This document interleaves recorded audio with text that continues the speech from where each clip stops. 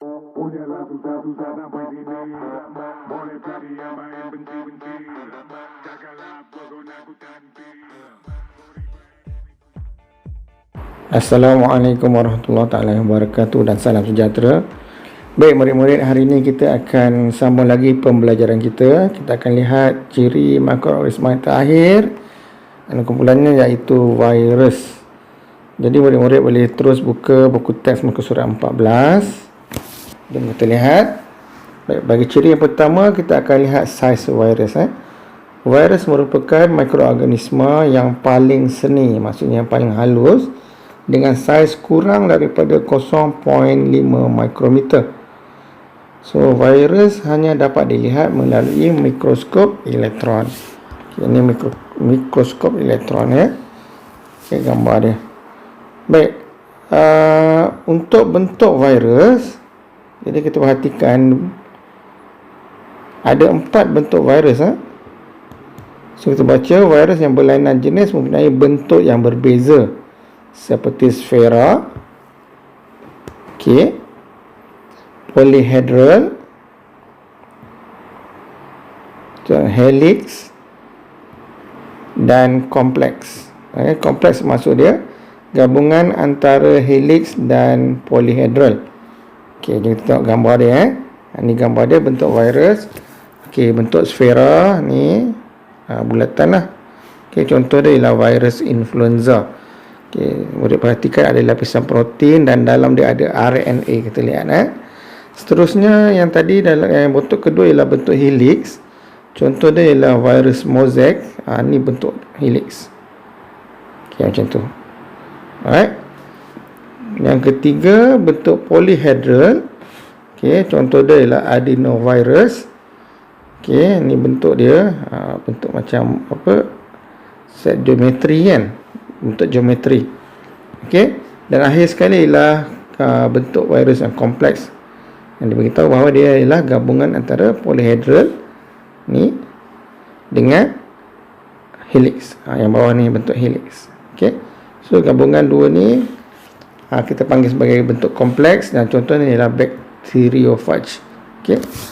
Gabungan helix dan polyhedral. Baik, struktur asas. Untuk virus terdiri daripada berbenang asid nukleik, iaitu asid deoksiribonukleik DNA. Ini dia bagi contoh kat sini ada. Nampak tak? DNA. Ataupun asid ribonukleik RNA. Ni ada kepada dua ni. Ni RNA. Ini yang bergulung-gulung ni. Ni bergulung. Kalau DNA, ni. Itu ialah struktur asas bagi virus. Terdiri daripada berbenang asid nukleik, sama ada DNA ataupun RNA. Dan berbenang ini dilindungi oleh lapisan protein. Sebelah luar ni ada lapisan protein. Lapisan protein ini dikenali sebagai kapsid yang menentukan bentuk virus. So bentuk virus ni sama ada sfera ataupun helix, polyhedral dan kompleks ni bergantung kepada lapisan protein ataupun kapsid ni tadi. Kalau bentuk dia sfera, lapisan ni sfera lah. Baik. Seterusnya, ciri virus yang kita nak lihat ialah ciri khas dia. Virus ni berbeza daripada organisma lain kerana virus tidak mempunyai ciri hidup di luar perumah. Kalau dia tak ada perumah, dia tak boleh hidup, sebab dia tidak menjalankan respirasi, pertumbuhan dan tidak bergerak balas terhadap rangsangan. So dia macam tak bernyawa kalau tak ada perumah. Dia kena ada perumah, dia baru boleh hidup. Perumah tu artinya tempat dia nak duduk lah.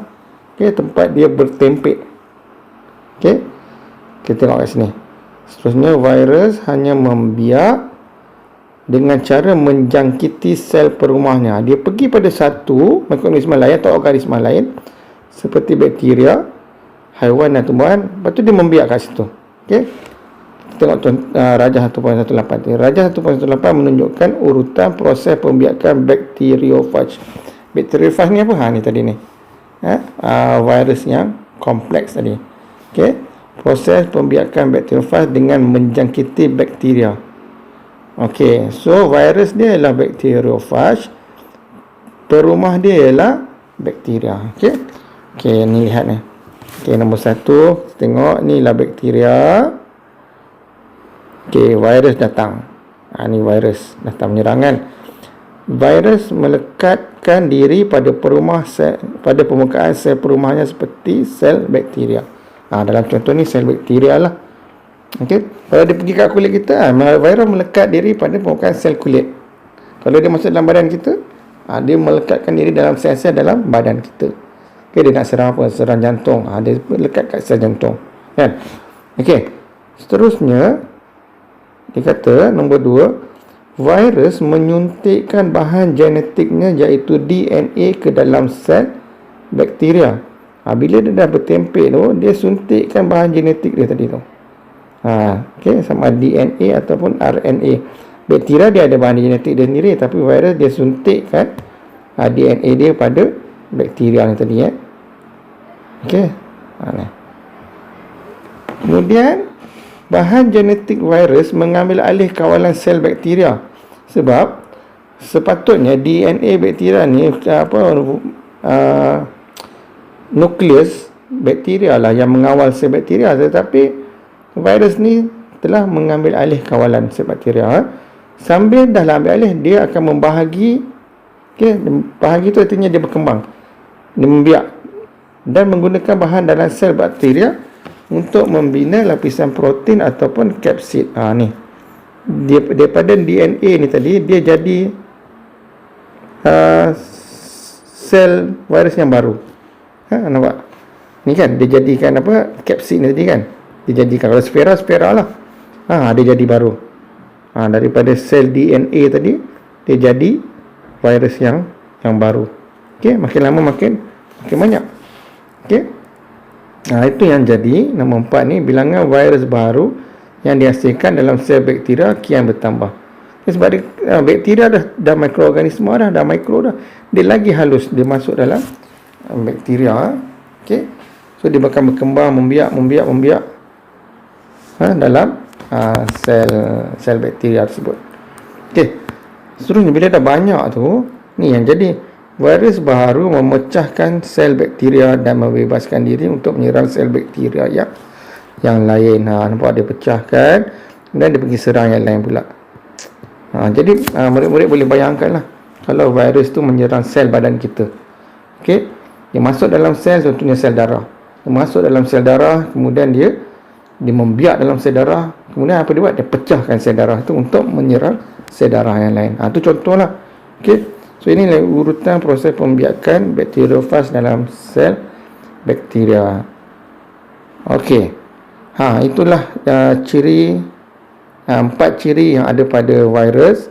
Saiz, ulang balik, yang paling kecil, bentuk ada 4 jenis bentuk, sama ada sfera, helix, polyhedral atau kompleks. Okay, struktur asas dia mesti ada DNA atau RNA dan juga dilindungi oleh lapisan protein, dan ciri khas dia mesti ada perumah. Okey, dia mesti membiak menggunakan perumah.